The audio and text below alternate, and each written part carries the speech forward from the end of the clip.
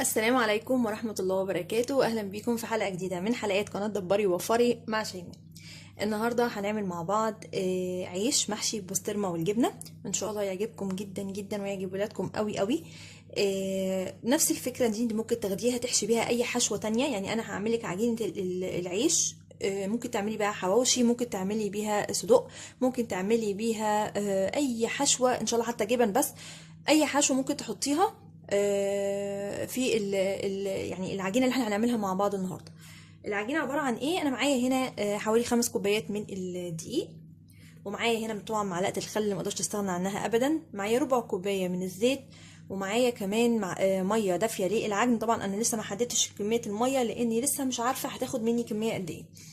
بالنسبه بقى للحاجات اللي هنحطها بقى، معايا هنا رشه من الملح او تقريبا نص معلقه صغيره من الملح، معلقه كبيره من الخميره، معلقه كبيره من السكر، معلقتين كبار من اللبن البودر. لو انت مش عايزه تحطي لبن بودر ممكن تعجني بدل بميه تعجني بحليب. خلاص. بس كده تعالوا نشوف بقى هنعجن العجينه ازاي. اول حاجه هعملها ان انا احط كل المكونات الجافه اللي قلنا عليها دي كلها كده على العجين واريح دماغي خالص. يعني العمليه سهله جدا. حطي الخميره والسكر واللبن البودر وكل حاجه هنا على الدقيق بتاعي. بسم الله الرحمن الرحيم. طبعا انا واثقه في الخميره بتاعتي ان هي شغاله تمام. لو انت مش واثقه فيها بقى ممكن تخمريها بره على نص كوبايه من الحليب مع معلقه السكر دي تحطيهم بره. نص كوبايه من الميه، سوري انا قلت حليب. نص كوبايه من الميه او نص كوبايه من الحليب، اي يعني حاجه انت عايز تعجني بيها وتختبريها.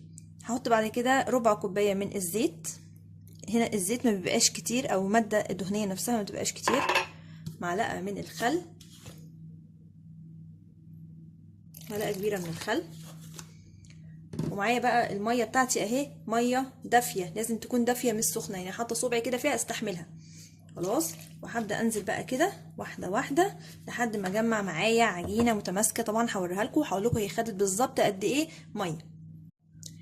كده يا حبايبي خلاص انا عجنت العجينه بتاعتي تمام وخدمتها خدمه حلوه جدا في العجين. المعجنات بتاعت العيش بالذات او اي نوع عيش لازم يتخدم كويس قوي، او المخبوزات بوجه عام لازم تتخدم كويس قوي قوي قوي في العجين لحد ما تحسي ان العجينه بتاعتك ناعمه كده زي ما انتم شايفين، وعامله زي الاستيك اهي. بصوا عامله كده زي الاستيك معاكي. خلاص. طيب هعمل ايه دلوقتي؟ انا هسيبها دلوقتي تخمر لمده حوالي ساعه ساعتين كده على حسب برضو درجه حراره مطبخك، ونشوف بقى الحشوه اللي هنحشي بيها العيش بتاعنا ده عباره عن ايه. بالنسبه للحشوه اللي معانا في العيش بتاعنا، انا لسه ما قلت في اول الحلقه ان هي عباره عن بسطرمه. انا معايا هنا كميه حوالي ربع كيلو من البسطرمه، ومعايا هنا كمان تشكيله من الجبن. هي عباره عن جبنه رومي وجبنه شيدر وجبنه موتزاريلا. دي تشكيله كده من الجبن. لو انت حابه تعمليها بالرومي بس بتبقى احلى وجميله برضو، جميله جدا. معايا هنا فلفل رومي مقطعاه شرايح صغيره كده. لو انت حابه تستخدمي الحامي مفيش مشكله برضو. خلاص. يلا بينا نشوف بقى العجينه هنقطعها ازاي. ده كده شكل العجينه بتاعتي خلاص بعد ما خمرت. هبدا كده بقى بسم الله الرحمن الرحيم اقطعها لكور على قد الرغيف اللي انا عايزاه. بسم الله كده احطها هنا على الرخامه. ومعايا هنا صينيه فيها دقيق علشان هقطع من هنا احط على طول على الصينيه اللي فيها دقيق. تمام. بسم الله الرحمن الرحيم. يعني نعمل الرغيف بتاعنا على قد ما احنا عايزين بقى. شوفي انت عايزه حجم الرغيف بتاعك قد ايه. انا ما بحبش اكبر قوي، انتوا عارفين يعني. اللقمه بتبقى حلوه كده لما تكون شكلها ايه وسط كده. خلاص. واحط في الصينيه وهكذا بقى. هفضل اعمل كده بقى لحد ما اخلص الكميه اللي معايا بالطريقه دي. انتوا شايفين. هخلص بقى وارجع لكم تاني نشتغل مع بعض. هنبدا بقى في تشكيل العيش بتاعنا بالبسطرمه. معايا كده رشه من الدقيق. بسم الله الرحمن الرحيم. وهاخد واحده من الفطائر. طبعا الاحسن ان انت تسيبي الفطائر دي تخمر لها بتاع حوالي نص ساعه كده كمان عشان تعرفي تشتغلي فيها. طبعا هفردها كده، هحاول كده رشه دقيق بسيطه فوق علشان ما تلزقش معايا.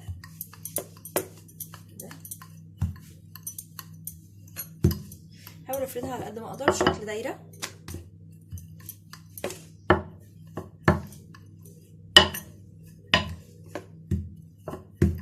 بعد ما فردتها بقى كده هبتدي اوزع البسطرمه بتاعتي كده فيها على النص اللي تحت ده كده. بسطرمه تجيبيها اللي هي الاحسن، اللي هي مقطعه شرايح رفيعه دي علشان ترمي معاكي كميه برضو كبيره. خلاص. حته كمان هنا.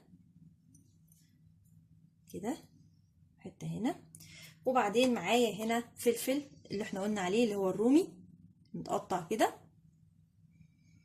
مش حابه تحطي فلفل خالص براحتك.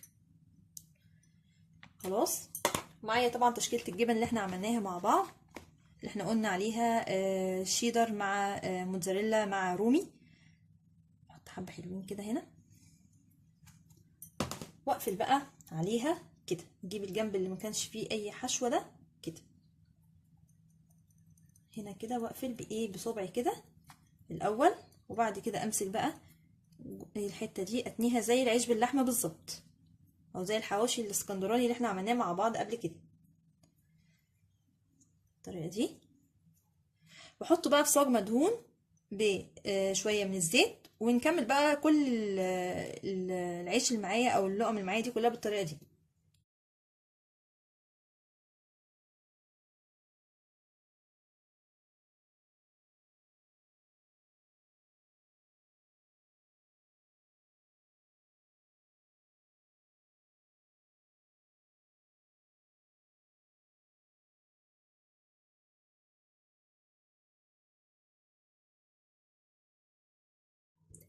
كده خلاص بعد ما شكلنا العيش بتاعنا كله بالطريقه دي، ما شاء الله عمل كميه حلوه. معايا هنا كمان هنا بقى بيضه ومعلقتين من الحليب وشويه فلفل اسمر ورشه ملح، وهبدا اقلبهم مع بعض كده عشان ادهن بيهم وش العيش بتاعي ده ويديني لون احمر كده محمر حلو كده. هقلبه كده وارجع لكم تاني. معايا بقى كده الفرشه، وهبدا ادهن الوش بتاع العيش ده كده بالطريقه دي. طبعا يكون الفرن بتاعي شغال من ساعه ما بدات ان انا اشتغل في الفطائر في العيش بتاعي ده على درجه حراره اعلى درجه حراره عندك انا عايزاها. بس احسن لو عندك فوق وتحت تشتغلي فوق وتحت. انا بقى هخلص كده الفطائر العيش بتاعي، مش عارفه مصممه ان هي فطائر ليه. العيش بتاعي كده هدهنه وارجع لكم بقى تاني. بعد ما خلاص دهنته بالبيض معايا بقى هنا حبه البركه ومعايا سمسم. خلاص هعمل ايه بقى بيهم؟ طبعا دي اختياري برضو، مش يعني مش اساسي ان انت تعمليه. هحط كده في النص حبه البركه، واروح جايبه السمسم، وبرضو احط هنا على الجناب كده سمسم، يعني نوع من انواع التزيين، يعني عشان نفتح ايه نفس ولادنا كده على الاكل وياكلوا الحاجه بنفس، تبقى زي الجاهزه بالظبط. برضو اللي جنبها نفس الحكايه، في النص احط هنا ايه حبه البركه، وهنا سمسم، وهنا سمسم. هخلص بقى كله كده زي ما قلت لكم، وهدخله الفرن على درجه حراره عاليه جدا، اعلى حاجه عندك في الفرن، واشوفكم بقى لما يطلع من الفرن هيبقى عامل ازاي. وده كده الشكل النهائي للعيش بتاعنا بالبسطرمه والفلفل والجبنه. زي ما قلت لكم طلعته من الفرن، قطعت لكم طبعا جزء منه كده بنصين عشان تشوفوه من جوه قد ايه جميل. شوف كمان جنى بتستعرض لكم بقى العيش من جماله، هي بتموت فيه. كلنا الصراحه بنحب العيش بالبسطرمه. شايفين من جوه بقى عامل ازاي؟ الجبنه ساحت جوه اهي، وفلفل والبسطرمه. مش عايزه اقول لكم كمان على الريحه اللي عاملها عندي في البيت عامله ازاي. بجد جربوه هيستحق التجربه. واوعوا تنسوا بقى تعملوا لايك وشير واشتراك للقناه، واوعوا تنسوا تفعلوا الجرس عشان يوصل لكم كل الجديد من فيديوهاتي. اشوفكم في فيديو جديد. باي باي.